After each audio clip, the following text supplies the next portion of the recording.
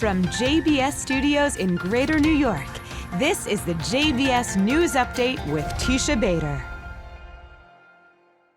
I'm Teisha Bader with the JBS News Update for Thursday, March the 30th, 2023. Israel's President Isaac Herzog continues to hold negotiations to try and reach a compromise agreement in the judicial reform crisis in Israel. Herzog met yesterday with representatives of several opposition factions, including with the Labor Party and with Arab parties Ra'am and Hadash Ta'al. And turning to the diplomatic aspect of the situation in Israel, U.S. President Joe Biden was asked how he felt about the crisis just before boarding Air Force One. Like many strong supporters of Israel, I'm very concerned. And I'm concerned that they get this straight. They cannot continue down this road. And I've sort of made that clear. Hopefully, the Prime Minister will act in a way that he's going to try to work out some genuine compromise, but that remains to be seen. And when asked if he was inviting Israeli Prime Minister Benjamin Netanyahu to the White House, Biden said, "No, not in the near term." Netanyahu responded, saying, "I have known President Biden for over 40 years, and I appreciate his longstanding commitment to Israel. The alliance between Israel and the United States is unbreakable and always overcomes the occasional disagreements between us."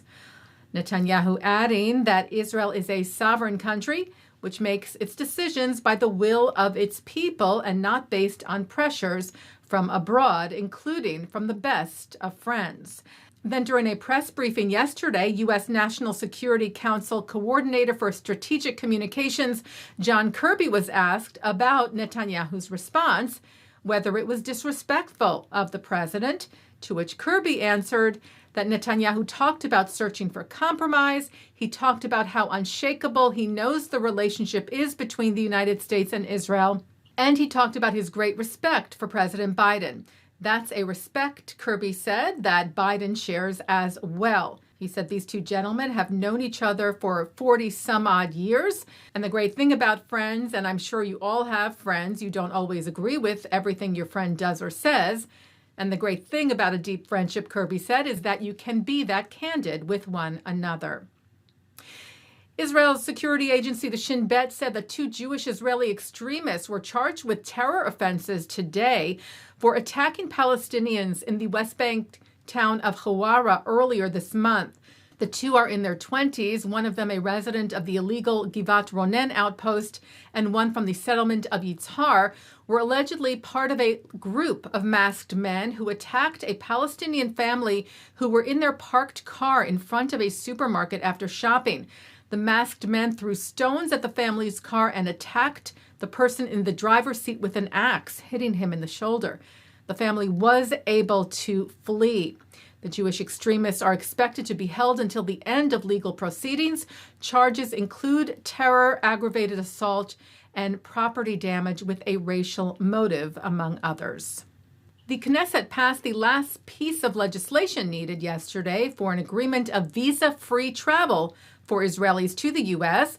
Netanyahu said the legislative requirements for receiving exemption from U.S. visas have been completed.